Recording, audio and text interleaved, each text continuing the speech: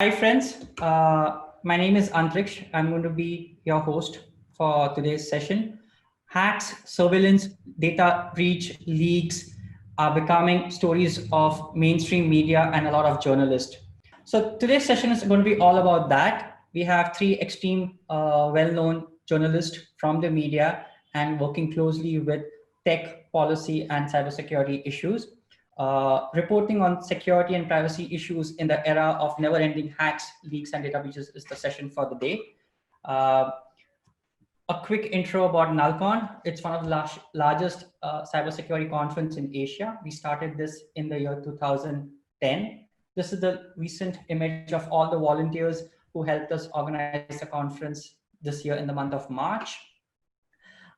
We started an initiative called Digital Security and Privacy for Newsroom. We started this last year with one of our team members, Pratik, who's also helping us run this session. The objective of this track at Nullcon was to enable and educate a lot of journalists on how they communicate securely, use encryption tools to communicate with their sources, with the newsroom, how do they store data, as well as how do they bridge the gap between hackers and journalists to report news.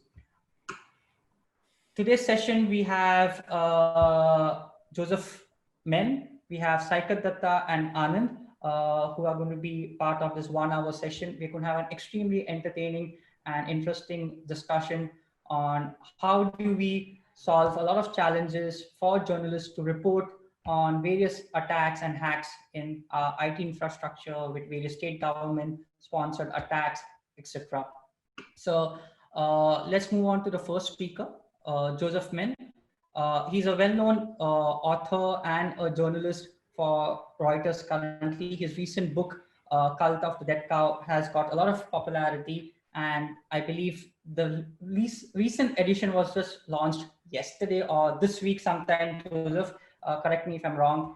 And also an interesting book I would highly recommend all of you to read is Fatal System Error.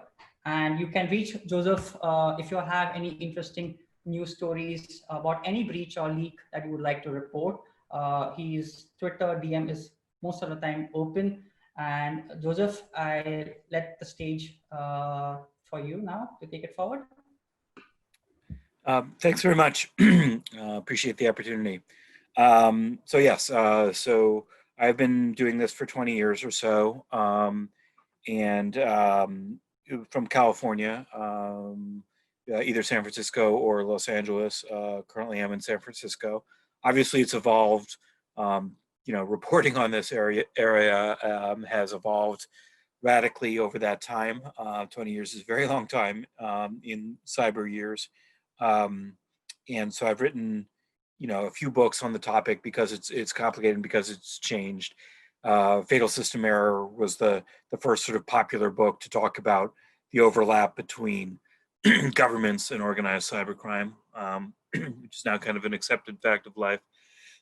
And then the newer book, which just came out in paper, Cult of the Dead Cow, is more of a positive book. It's kind of a rare positive book about cybersecurity and about how hackers are actually valuable to the world right now for a variety of reasons. One of them being they're sort of by nature critical thinkers. If you're a serious hacker, you're looking at a system and trying to make it do something it isn't supposed to do.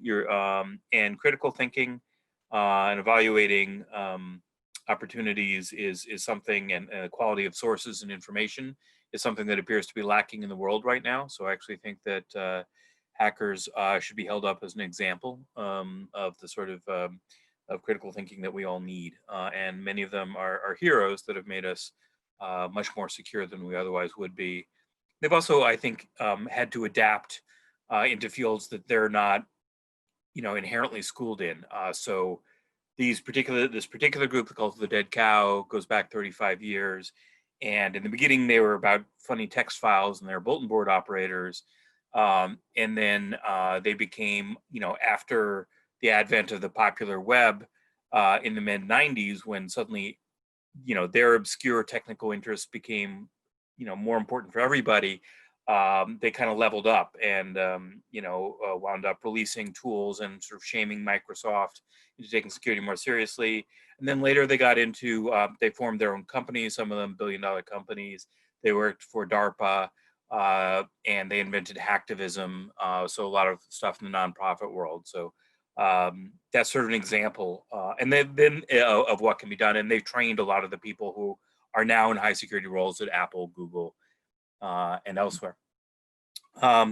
So in terms of what I do day to day as an investigative reporter on cybersecurity, I can't speak to every journalist's situation.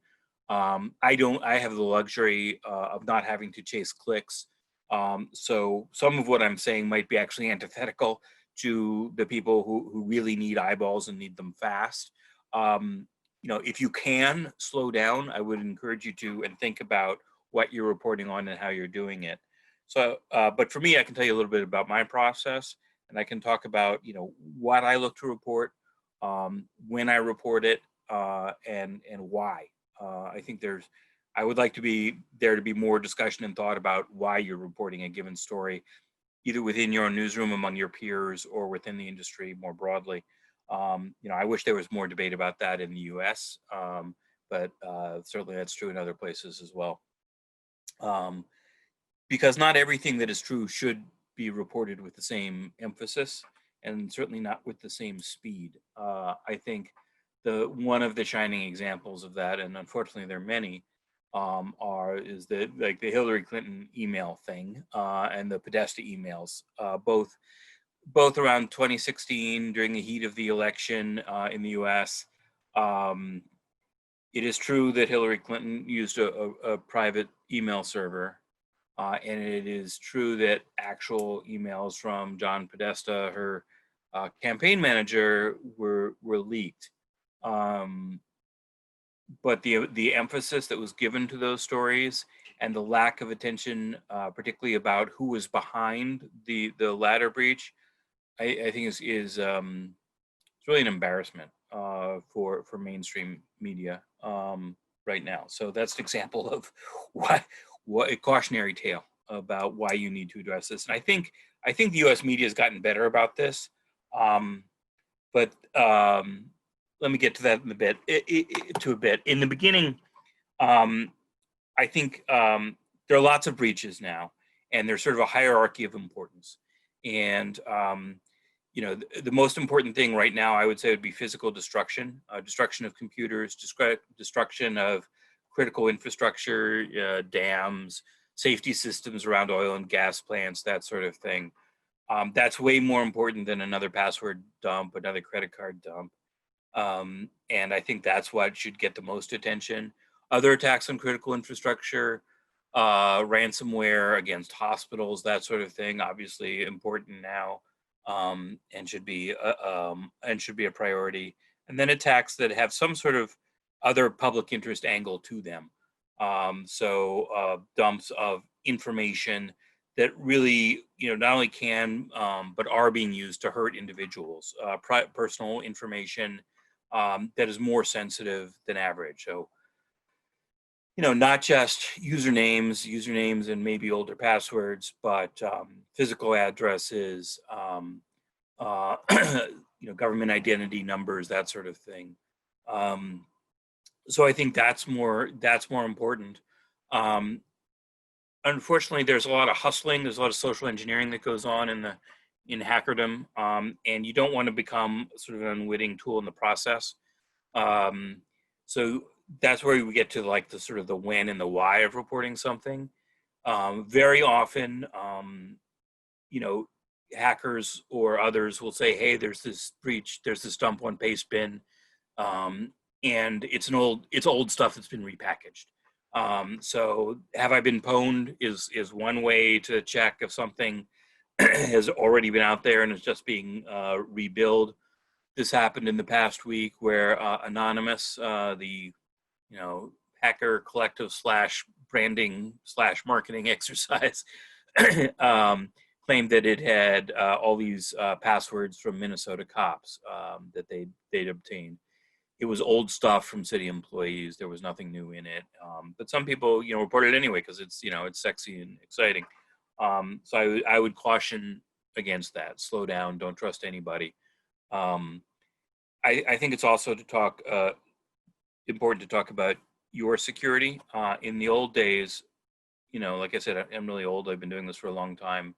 I would have said my first priority is protecting my sources, because if I don't have any sources, I don't have anything to report. And you don't want to be the reason that somebody, you don't want somebody to go to jail or be killed or lose their job because they talk to you. So I would have said that protecting the sources comes first above everything else. In most countries, you're still less likely to get arrested or killed yourself. I wish I could, unfortunately that's less true than it was. There have been some really bad things that have happened in India. But now I would say you actually have to protect yourself first, because if you're hacked, then they can expose many of your sources. You don't want your emails with your colleagues, certainly not with your sources, but with your editors. You don't want that sort of stuff dumped. So if you don't have technical expertise, get advice from somebody who does have technical expertise. Be very careful about protecting yourself. If somebody gets in touch with you and says, hey, I've got this, great story you need to check out, and here's a link, that should probably be on an air-gapped machine. You should be using a VM, AWS something. So don't get caught up with the excitement of a story and put your organization and your sources at risk. Obviously, use secure communications. Again, I don't want to spend a lot of time on that, but that's paramount. You don't want, you want ephemeral, secure, Signal, WhatsApp. Do not use cloud backup, and guard your machine. I don't use biometrics on my phone because that, that can be used against your will. You can be forced to turn it over. Don't settle for a 6-digit PIN. You should have a novel of a passphrase, so on and so forth. You need to take responsibility for that, so you're not doing more harm than good. I want to talk now, I guess, a little bit about why you're reporting something. And this gets one way to look at this is when we get into sort of the hacking and leaking thing that is a much bigger deal now than it used to be. A few years ago, it was really rare. I mean, you'd see like I said, dumps or hey, somebody left this sensitive thing exposed and you can check it out. I should say then, be careful how you check it out. You don't want to verify that it's a legit password by entering a real person's username and password without their permission. So get permission from that person. You don't want to be a part of the crime, okay? And I think you also have to be careful, both legally and morally, with encouraging crime. There's some reporters that become like the go-to conduit for a certain kind of news about a certain kind of breach. You could be arrested for saying, I'm interested in thing X, and somebody goes out and does thing X. I don't think you want that on your head. So you have to be aware of that.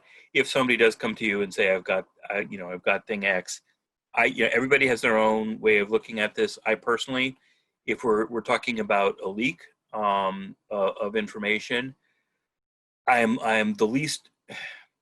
I would be most interested if I believe it is a legitimate whistleblower exposing some kind of wrongdoing, some kind of public interest thing. A backdoor, a secret deal, some sort of violation of the law, some sort of violation of ethics. But a lot of folks will purport to be that and are actually doing. It's a competitor, it's a government, it's something else. It's a fired employee, and some of the information may be faked, so you have to verify it. But that would be my top priority, a whistleblower situation.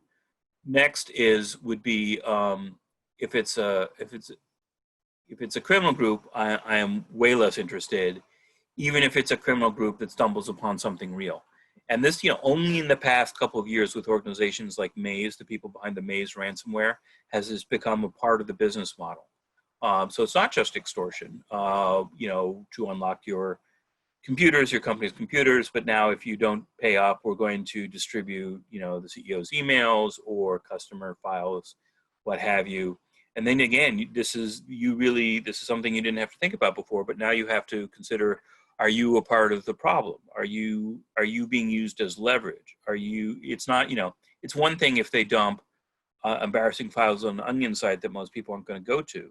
But if you get a news story saying, all this is out there about your company, that's more embarrassing. Do you want to be a participant in an extortion plot? Even if legally you're protected, morally, not only is there an issue of culpability there, but you might be encouraging this business model to flourish.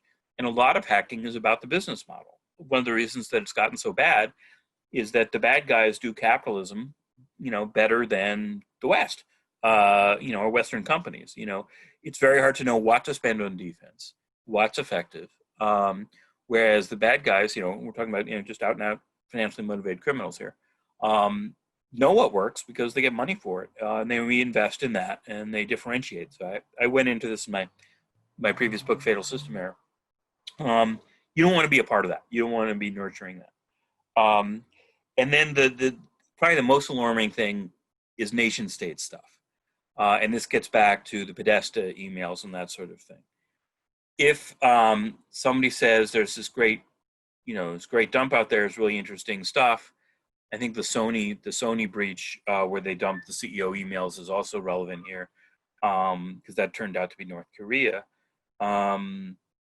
What is your hierarchy for reporting on that? It's news that Sony got breached.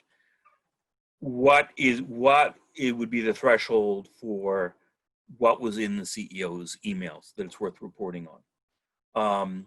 Me personally, and I think Sony, there was actually some decent discussion within the media about this. It's got to be a pretty high bar. It's a private company. Everybody has some embarrassing emails. How bad does the wrongdoing in the emails have to be before you would write on it? For a lot of people, it was racism or perceived racism was enough. I can see that. But random business deals, like how bad Adam Sandler is at the box office, I personally, I'm not going to write that. That's not good enough to give attention to criminals, let alone nation states. The object was, North Korea wanted to punish Sony for a specific movie. I personally, I would want to think about the morality of that, even if that's just like what I think is going on and it hasn't been established that that's what's going on yet. And that's really, the U.S., the White House wound up saying, hey, this is a free speech issue. It's not only like a free market issue and a crime, but they're actually attempting to suppress speech or punish speech for a pretty crappy movie, to be fair. But do you really want to be a part of that? So, I mean, to me, there would have to be compelling public interest before I'd be excited about reporting like that. And that gets back to the Podesta emails and sort of what's evolved from there. Again, that's nation state. That was Russia on U.S. in the middle of an election. The emails weren't that bad, but they burned up all these news cycles, and they did it right as it was right when this horrible tape came out about something Trump said about women and what he personally done to women. It is very hard in the news business to take time to reflect in the heat of a deadline, but I wish we had overall and thought about what was going on there. And this gets particularly bad when we talked about fake stuff and interpreting stuff. And this, I think, unfortunately, is going to be part of the playbook going forward. It's not just leaking now, it's leaking and putting in some fake stuff. So this has happened with some anti-Soros operations that, if I recall, originated from Russia. A bunch of legit emails get leaked, and then there's some fake ones. And then some metadata wound up giving it away. That's really scary because journalists, I think, rightly prize documents over human sources who can mislead easily.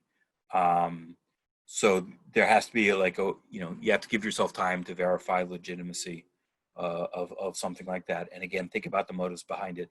If you think it is legitimate and worthy of importance, you need to state very high up in the story. I would state very high up in the story who the likely suspects would be for something like this, particularly in the middle of an election. And again, you don't want to like carry water for criminals, but I think you should be even more leery of carrying water for nation states. And I think that's very scary. And then I guess, just to wrap up, it used to be that like a new exploit or a new vulnerability was newsworthy in and of itself. I think we're way past that. I think, the research is great. It's exciting to report. Sometimes it's really interesting. I don't think that's very important anymore. There's so many vulnerabilities. It's much more important to shine a light on systemic issues. I like the Verizon annual report because it shows you what's actually happening, rather than what's exciting to write about. For many years, it was never 0 days. I mean, the actual breaches that hurt companies is, by and large, it's known vulnerabilities that haven't been patched for a variety of reasons.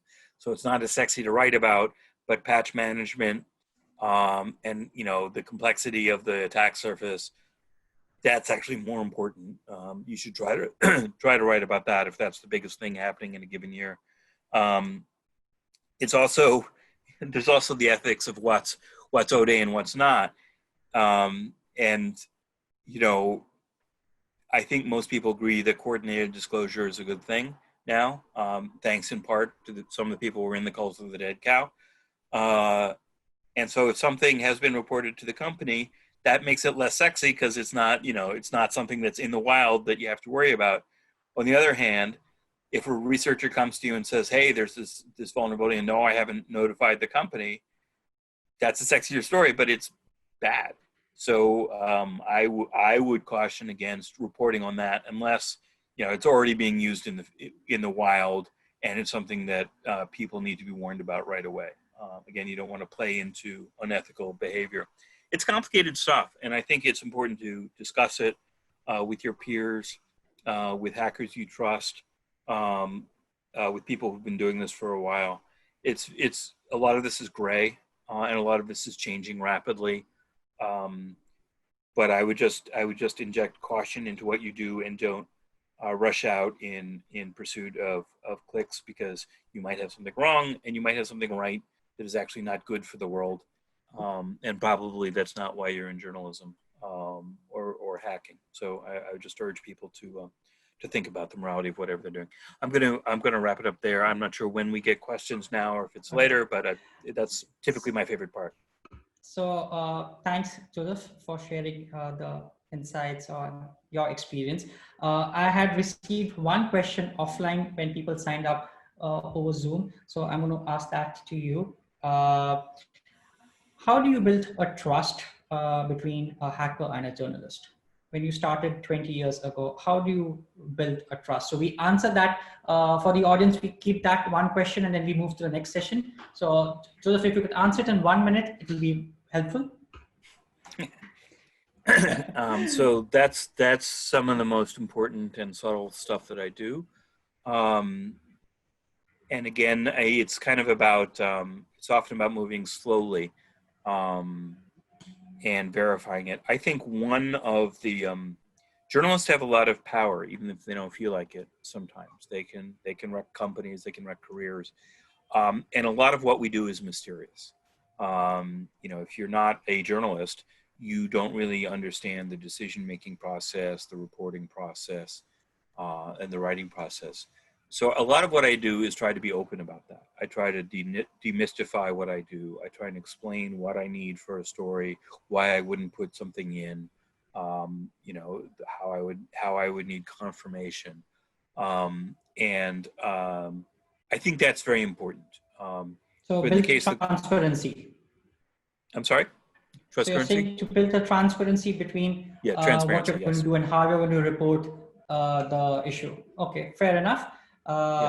Yeah, thanks. Yeah. So guys, thank again Joseph for sharing us his experience, and we move to the next session, which is going to be by Saikat and Anand. A little intro about Saikat. He's currently advising the Nullcon team on various strategic areas to move ahead. Also, award-winning journalist, well known in India for covering national security issues. Also authored an amazing book, India Special Forces. Saikat, I'm still waiting for that copy from your end. Signed copy, what I mean. So yeah, Anand is our next speaker. He is a tech person, but also covering a lot of issues related to Aadhaar, and also in the media quite frequently when it comes to cybersecurity issues, also dealing with the government and advising them a lot of policy stuff. Kalna is one of his new initiative, and if people have issues with the Aadhaar system or want to contribute or say something about it, please have a look at it and contact Anand on that. So Saikat and Anand, I leave the stage to you both to share some insights to us and all the other members who are watching us on YouTube as well as Zoom. For anybody who has questions, you can use the Zoom chat option, either directly to the speaker. You can send a message, or you can also send it to public. The moderator, that is me and Pratik, will accumulate all the questions and we'll ask the speakers at the end. Saikat, you can start. So most of I will just tell my association with Saikat. Unlike most people, I was on the security trenches for 20 years. Never did any public writing until the digital identity project called Aadhaar came. And it was one of those things in the sense that you've been doing research for a very long time, but you just never wanted to public write it because public writing is not something that hackers ever interested. That dramatically changed when I understood there is a power imbalance in the sense that there were a lot of things that were being claimed by the government, but none of them were true. Okay, and the only place where you can actually go and you read a lot of articles that are getting published in the media, and most of them were following the Gelman idiocy. I would call it the Gelman idiocy, not amnesia, in the sense that the journalists had no understanding and idea about what they were reporting. They just are basically what I used to call them as copy-paste bots, just putting what the government wants them to say. And any criticism that comes from them was also technically incorrect. So there were a lot of places where they would just make a fool of themselves writing stuff, which just didn't make sense. So that is when I said, this stuff is not working, and I think I have to start writing about it myself. And initially, we never had a forum, so we just used Medium blogs, and most of the documentation about the project was available. So you just go look at it, and every day was like a horror story in the sense that you just keep reading and keep reading and keep reading and keep reading. I mean, the sheer amount of lies that went in on the project even is kind of mind-boggling, and the misreporting that is associated with it. And the big problem, of course, when we started off doing this was the first time a researcher outside started writing cyber stories. Okay, it was usually the journalists who used to do it. The big problem, of course, is that I have absolutely no idea, and neither any of our collaborators had any idea about how to write cyber stories for general audience consumption. It's basically a bunch of researchers who are writing for other researchers, which of course had impact, but what kind of impact that everyone knows about, what your own fellow peers look about it. And so over a period of time, we learned how to write it. So it's basically from zero, had no idea, ranting and raving, and then figuring out how to write for the general public over a 1 year period. And then we finally hit something very interesting, which is accept our incompetence of knowing how to write for general purpose audience. Okay, and that is when we said, well, we are writing a lot of stuff, but no one seems to read about it except some couple of guys who are almost like your peers, whom maybe you talk to. So let's do something about it. Let's go figure out how to write for a general audience, because that is where the project's impact was. And so we figured out that, so Aadhaar had we've been writing for 1.5 years, but the story that made the most impact, we must have written at least 20, 50 articles on Medium about all the architectural problems. And then a journalist came called Rachna Kera. She was not cyber aware when she wrote it. She wrote exactly 800 words, and that just shook the foundation of the project. It's about getting access into the digital project for 500 rupees, which is less than like $10, $28. Okay. So that is when we kind of basically said, well, I think we just have to change our strategy. And we want journalists writing about it, not just researchers, even though we had a lot of contempt for journalists, to be very honest, okay, as a cyber security researcher. And that is when we started working with Saikat. And over a period of 2 years, 2.5 years, we've done enough. So one of the stuff that we wrote about is the Aadhaar. Then there was a lot of fake, lot of hack gangs that we had investigated who were basically breaching the system left, right, and center. Some of it required breaking into their WhatsApp channels. We had written extensively about it. And we'd also written a lot about Pegasus, which required tangling with the intelligence agencies, getting source codes. We also written a lot about how the North Koreans attacked our nuclear reactor. That was one of the best stories that I had ever written about Saikat. So the base idea that me and Saikat figured out is that you need a journalist who understands his audience. I mean, who kind of knows how to call people and get quotes. And you need a researcher who basically figures out how to get the tech parts right so that it is not scrutinized by other people. It's a very complicated dynamic. So the best success that I've had was working with journalists who actually understands audience, understands cyber, has resources in government, because most of the stuff that we were writing was something the government didn't want us to know. And we were quite open about it, in a sense that I didn't go behind the pseudonym, and everyone knows that I've been writing about it. And so there was a lot of risk involved. So for instance, in India, we have the National Security Act.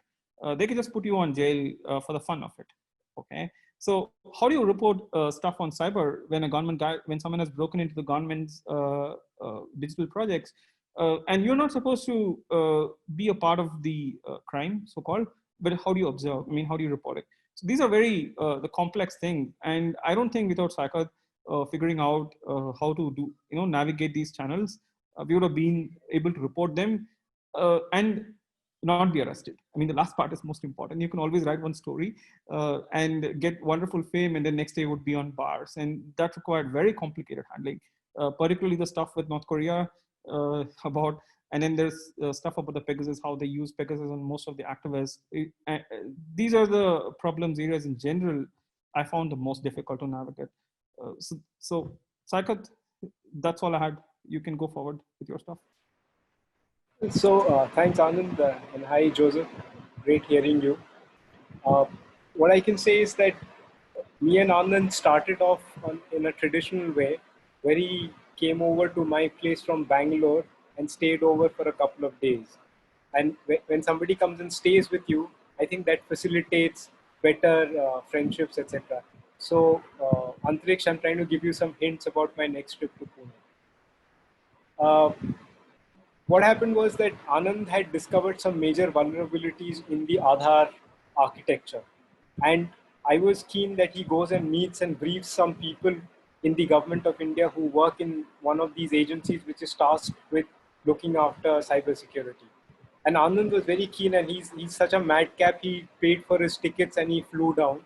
And he had only one challenge, that where will he stay? Because there's only so much money that security researchers and journalists make. We are like the Indian farmer. We are born in debt, we live in debt, and we'll probably die in debt. So we decided that why don't you stay over at my place and we'll spend a couple of days and we'll go meet some. By the way, Antriksh, that was another hint to you about the financial part. Anyway, I'm also in debt. Yeah. So we decided that we'll go brief a lot of people, and Anand had got it. He kept studying the code, and then he also found almost to the T the guys who had actually done the bad coding, and he knew which consultancy firm they had done the coding from, because they all leave their signatures all over. And he was like, look at these jokers trying to put patch after patch after patch. But as we say in cyber, that the best security is security by design. And these guys had fouled up the design so badly that they were trying to do patch after patch and leaving their, shall we say, their paw marks all over the place. So once we had gone through that, that's when both of us, I mean, we were also very keen on developing a framework on privacy and take on this whole Aadhaar thing that had started off the digital identity and the huge impact it has on privacy and fundamental rights and, you know, uh, security of citizens and stuff like that. And how do you keep the government at bay? So these were some concerns that we faced a lot, and that's when we started talking about that. You know, if we can have discussions around this, why don't we start teaming up? And Anand comes from a solid tech background where he's dealt with a whole lot of cyber hacks, and especially one where he had to take on some Chinese hackers for almost 72 hours and for a company that he was working in.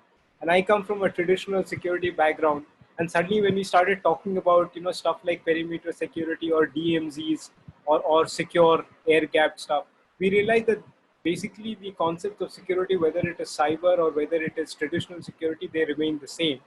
And it was a discovery for both of us. And I'd worked with another private company where I'd done a few cybersecurity projects. So therefore, I was also, my learning curve was up. And that helped me also understand. And Anand came in and became a major sort of source of information for me. And as we started teaming up, he started finding more stuff on Aadhaar. And that's when we decided that while he gets the tech stuff, how do I ensure that we are able to tell the story to a larger audience who will then get hassled about what we are discovering. And here, what was important for us was that finally we are writing for policymakers.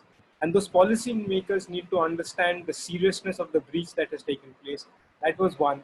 Also because I have a strong and very deep relationship with the intelligence community and the security community. Also try and alert them and help them build their capacity through these findings that both of us are making, to at least alert them that they can do something about some of these security breaches. So for example, when we reported on the Kudankulam cyber hack, initially the information was sketchy. Then he started looking at whatever he could find on the D-Track malware and the family of malwares that comes with the D-Track virus. While I started tapping into my sources on intelligence within the nuclear establishment, etc., and trying to find out what we could do. Plus, I also alerted a colleague of mine who was based out of South Korea. And although his Korean wasn't the best, he's basically a Brit. He's an Englishman who somehow landed up in South Korea and lives there. He managed to get some people to speak to a security researcher in South Korea who had more information. So between me and Anand, we started piecing together whatever details we could. And I think that was a piece that both of us really enjoyed and took the story forward in a big way. Similarly, I had done a lot of reporting on some hacks into which had led to a lot of almost 3.2 million debit and credit cards getting compromised and their data being compromised, and a whole ATM network of a bank which is now quite infamous called Yes Bank, their ATM network coming down and stuff like that. There again, when I started writing about it, Anand was somebody who was following it, and again, when he did a post-mortem of my stories, it again helped me understand. So basically the relationship was ultimately, how do we build the partnership? The partnership is based on absolute trust and a lot of friendship. And another thing that both of us discovered was that credit was never an issue. We were both very happy giving each other a lot of credit because we were complementing each other. So when two people with different expertise comes together, you end up enhancing each other. So it's like, in some ways, the perfect marriage between the two of us.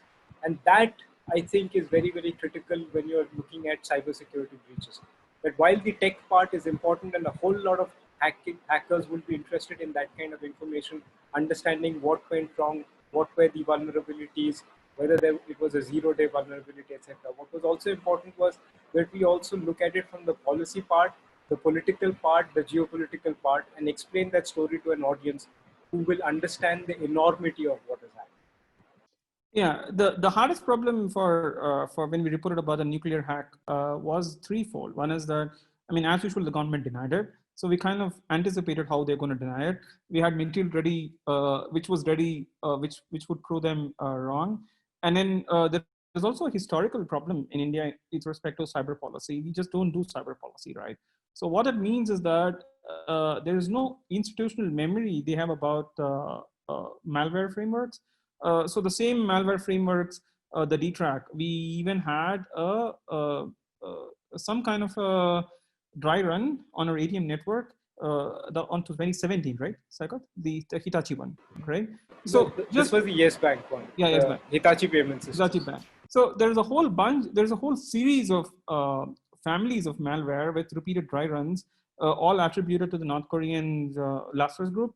So to a large extent, even though attribution was hard, we were able to piece it together and attribute it.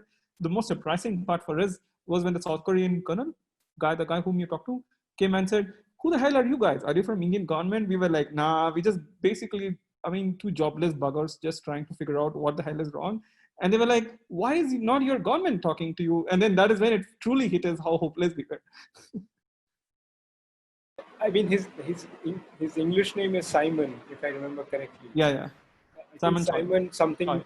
Simon Choi.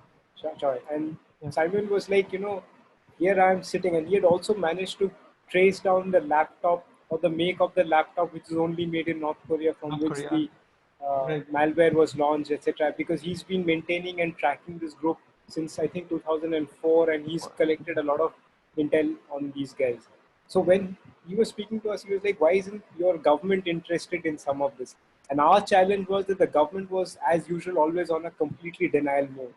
And earlier in a different role, the government has sent a lot of love letters to me, basically threatening to put me in jail or arrest me under the Official Secrets Act. So with so much love existing between me and the government, Anand was also like convinced that, maybe this will really put us into the slammer. So, when you even face a risk like that, or when you have a challenge like that, that also again gives you some kind of bonding with the other person, and you end up trusting the person a little more. So that, I think, helped us in understanding and covering security breaches a little bit. Right. Yeah. Questions? So what Anand and Saikat, you all suggest is every hacker should have a journalist friend and vice versa? I would say, reporting cyber issues in India is a pretty hazardous thing to your health and to your family. Okay. This is not an enterprise that you should take lightly, right? And the NSA is the most powerful tool, and we haven't been able to even get the Data Protection Act passed, which gives some kind of immunity for ethical hackers. I mean, as you're aware, any unauthorized breach is a hack, and nowadays they just happily put the NSA on you, no bail, nothing, right? It's a very hard and complicated process to report anything in India. And particularly if you're reporting stuff that the government doesn't want the public to know, you're just putting yourself on a lot of hazard mode. So be careful when you report, and your safety should always be the first and foremost thing.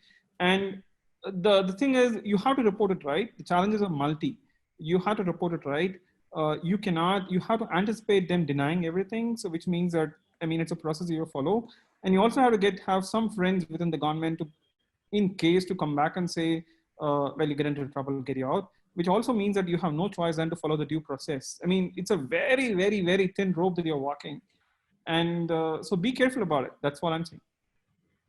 You remember when we did the Pegasus thing, yeah, Citizens Lab had already put out a lot of information, but we wanted to also track down that who are the people who have been targeted here. And a very interesting discovery we made was that because of the nature of the malware, which exploits the video calling facility on WhatsApp, what they had also done was that once the malware is placed on the device will forever be infected, which would also give the government an ability, if it wants to do it, to actually manipulate any evidence or place further evidence. Now, subsequently, when others have started writing about it, I think Anand got pretty excited, and he did a whole tweet series on this, and he tagged me, and we discussed that we had actually predicted that this is a possibility, and we had uncovered this aspect, that if somebody can actually start placing some kind of evidence which is completely manufactured on your phone, then this goes beyond surveillance and actually leads to a manipulation where a hack could make you a criminal when you had nothing to do with that breach. I have one more question before we go to the next panel session among all three of you. Anand and Saikat, both you all mentioned about Pegasus, and you all said WhatsApp was used. For journalists, many of the journalists even today don't use a lot of surveillance prevention tools like Signal and stuff like that. So how do you encourage or how do you educate a lot of journalists to use that?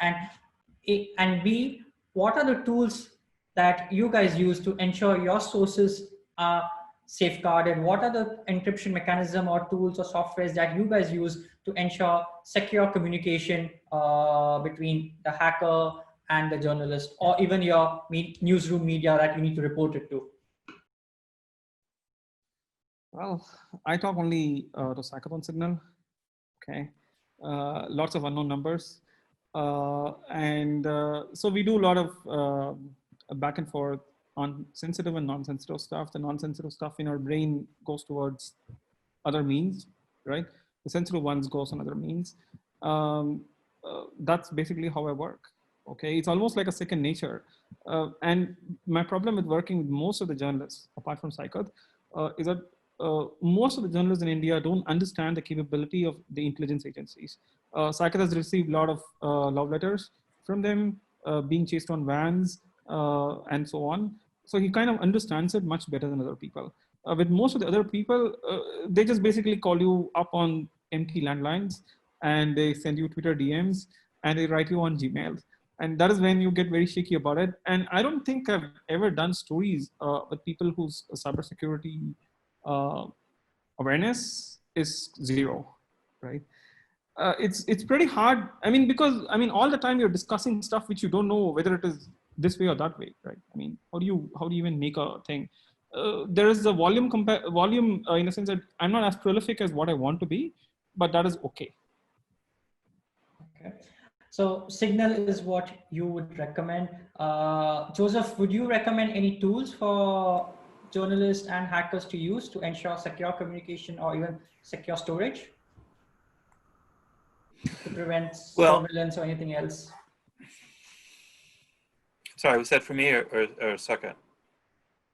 For you, Joseph. Yeah. I mean, so there's a lot. Face-to-face is really good. I'm a big fan. I'm a big fan of sitting down, going for a walk with somebody for the really sensitive stuff. I'm also, one thing I like to do is I like to go to like big conferences, and then where if there's location data, you have an excuse to be there and your source has an excuse to be there. So the metadata alone can't hang you. They'd have to get the content, which is much harder. The best kind of face-to-face is something where there's like a cover story. You both have an excuse to be there, like at a party at DEF CON or Black Hat or something like that, some big or Nullcon, some big conference. End-to-end encrypted is critical. Not getting caught by backing it up to the wrong place. I think offline transfer is also pretty effective, like a USB, an encrypted USB drive that you can send through the mail. There are lots of, there is really good stuff. The most important thing is just to research the state of the art and talk to people who know more than you, EFF, or, people who do this for a living. Just add because it keeps changing. I'll just add one more to that is that, whenever, this is something that you see from surveillance.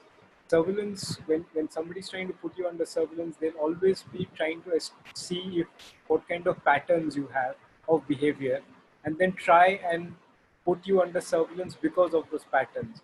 So one thing that you should be doing, which is like, this is also part of social engineering, that you always try and have different patterns at different stages. Because once you get habituated to something, even if it is signal, anything can be breached at some point. Yeah. So therefore, never establish a certain kind of pattern, put out a lot of disinformation into the system. Because even though it's not legal, even though it's not illegal, putting out a lot of disinformation actually starts creating. And for example, I'm always very proud when Facebook starts showing me lingerie ads, thinking that I'm a woman and I'm interested in a certain, it sounds a little creepy or whatever, but this is how you disinform the system. And therefore you should always look for these patterns, that if you have been able to disinform the system, that will again give you a certain layer of protection. And 3, as Joseph said, face-to-face is always the best.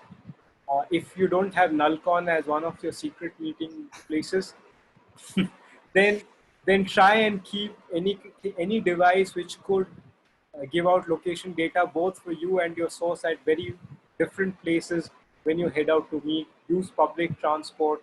Again, don't follow any patterns and that really. Fair enough. Saikat, the panel is for you now. Just a quick note, we have 10 more minutes. So you're free to have a common flow discussion between Anand, yourselves, and Joseph. Thanks, Antrich. So coming to Joseph, how do you find the government? I mean, the United States has gone after people like Snowden, etc. That's been a major issue within, even in a country which is supposed to be, the paragon of free speech and investigative journalism. So where do you see, when it comes to cybersecurity hacks or what something like the National Security Agency does, where do you see the role of reporters and researchers, security researchers in taking on the government or its, huge surveillance regimes? Well, I mean, I think the highest calling of people like me is accountability journalism. Holding the government responsible for its activities. I mean, it's relatively easy in the United States to write nasty stories about what China is doing or what Russia is doing. It's much harder to write nasty stories about what the U.S. is doing, but it's more important. Every journalist in a given country, has a greater chance, a greater understanding of what's happening in their government than an outsider would. And if you have the ability to do that without losing your job, getting arrested, or killed, then you sort of have a moral obligation to pursue it. Yes, it's easier in the U.S. than in other countries, but it's a lot less easy than it was. Going back to the previous administration, more whistleblowers have been under Obama. He really upped the use of laws against whistleblowers. Journalists have been swept up in a lot of this stuff. Sources have been exposed. 2 of the Intercept sources have gone to jail. It's a lot scarier than it used to be. On the other hand, no government is a monolith. There are people doing great work inside the government who are not happy with what other bits of the government are doing, and they can be great sources if they're able to get you information without putting themselves at enormous risk. So, I mean, Snowden was a government employee. I personally don't think that he was like a long-term spy, or though some people do. I think he was driven by moral concerns. There are lots of people like that. I've had very good sources inside the government. And sometimes, it can be, the motivation is the best. If it's a moral motivation, that's the best. But it can be interagency rivalry. It can be like, one bit of the government is annoyed that another bit of the government is taking their turf. There could be lots of reasons for people to talk to you, and you can make it kind of a joint venture as long as you're fair about the process and transparent, and and check everything. I think some of my best stories have been about government malfeasance. I wrote that the company RSA had put in a backdoor that was designed by the NSA, and they'd taken a $10 million contract to do that. That sort of hastened the end of RSA as we knew it at the time. It's backdoors and that sort of thing. Secret deals between governments and companies are really, really important. And there are people whose jobs it is to expose that sort of thing. So I also have good relationships with the nonprofits that are constantly suing over things like that. Freedom of Information Act is useful. Contracting documents are useful. Finding former employees, that sort of thing, and then working your way to where it is now. I'll go to Anand. Anand, as a security researcher, what motivates you to put out so much stuff in the public Basically, moral obligation. I mean, that's the hardest thing, right? I mean, see, I've worked for corporates, I've worked all around. I mean, you've done stuff, you've done things, okay, on both sides of the world. And the harder problem for me is, at least the way in which it works in India, is that tech is changing the power balance. Okay, and that kind of annoys the hell out of me, given our inequalities. And so what we're trying to do is we're just trying to, tilt the power balance slightly towards where it goes. That's basically where it comes down to. And really no other motivation. I mean, the fact of the matter is that there is incompetency all around. There are interesting stories, but there is also an imbalance. And it is not like I'm just trying to bring down the system. Some of this reporting that we had done on cyber policies, North Korea, etc., had some significant change with respect to the thought process of the government. I mean, they may not publicly acknowledge it, but I think, Saikat, they privately kind of come and tell you that, yeah, well, it is a good thing you did it, right? We could never have done it otherwise.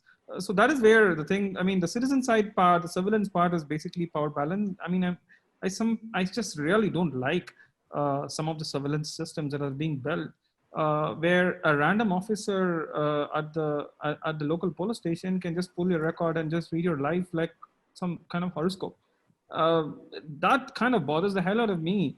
No judicial oversight, no nothing, just random sweep of data, just like one-click buttons, right? And we have done a research on some of the articles on the Telangana police, right, where they built a massive database. It's kind of very scary how they actually looked at it. I mean, they were so happy to show it to people that we have done this. Type the ID number, and the guy's whole life comes out: graphs, master data management, related links. I mean, it's like scary shit. That is where it kind of bothers hell out of me. I mean, apart from the rest of the policy. This is what I was wondering, and so when you report or when we write on breaches, when we try to make the point that citizens are being turned into algorithms and they are not deciding our lives, and algorithms can also be recoded or manipulated. The point that is that, do you see any impact of the work that you do and this kind of breaches, or do you think that we're just talking against the wind? On the long term, it makes a difference, but on the short term, it's very, very marginal. Okay, and as Bruce Skinner once told, I'm always a very short-term skeptic. Maybe we're not making any difference in the short term, but you just have to keep doing it, and maybe over 10 years it makes a difference. So if you look at what happened on the latest contact tracing stuff, right? I mean, the sheer amount of noise that was made about making it open source and not using it, and we reported a whole bunch of fake apps and how to hack around it and inject with dummy data and so on, made some difference, right? Maybe we can argue the difference is less or the difference is not what you wanted, but it makes some difference, okay? And that's basically how you take it. Incremental, slow move towards whatever you think is, changing the power balance. May not be much, but we'll have to see. Joseph, coming back to you. So did the Russians really hack your elections last time and help President Trump? Yeah, absolutely. No question. No question. It's all laid out in court documents. I mean, the U.S. actually named the individuals inside the intelligence agencies and inside the troll factory, and it's clear that the troll factory, the IRA, was a government contractor. There's no serious, intellectually honest debate about whether the Russians interfered through hacking and other means in the United States election. So what kind of defense do you build up on something which doesn't cost much and yet can have such a major devastating impact on our democracies or on our political systems? So unfortunately, as you know, just the cybersecurity aspect is impossible to fix. But what's worse than that is sort of like the mental hacking, the road we're going down, where people sort of choose their own reality and are more likely to believe, what they want to believe. And social media, unfortunately, is still geared towards engagement rather than, merit or truth or anything else. What really needs to happen is that Americans and other citizens need to relearn how to think about stuff and be taught critical thinking skills and evaluating stuff. So I personally think that a lot of this is the fruit of underinvestment in American education. Teaching somebody to memorize the presidents in order isn't going to help them figure out, why you should trust the New York Times, more than Breitbart or, some lefty propaganda rag. So there is unfortunately, that's even harder to fix than cybersecurity. And that's why I keep coming back to hackers as, critical thinking, morally driven hackers as role models for others.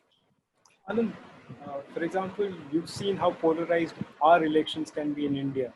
And as we have both tried to imagine, somebody with a Twitter handle, say, in Beijing or Islamabad could do a lot more harm just by pretending to be somebody and so on and so forth, and influence the elections with even less the resources than what the Russians did. Yeah. See, where do you see how do we tackle something like this? Yeah, see, the harder problem has always been the disinformation operations. Okay, and we talked about it in Nullcon, no, 2 years ago. You remember about the attack vectors of the modern day is no longer systems. The attack vector of modern day is your goddamn brain, and it has 40 plus vulnerabilities, which we detailed the other day using one mental map. And every one of those vulnerabilities are unfixable except via self-reflection, right? I mean, you just have to really go deep into your own brain to understand how the hell is it being used against you.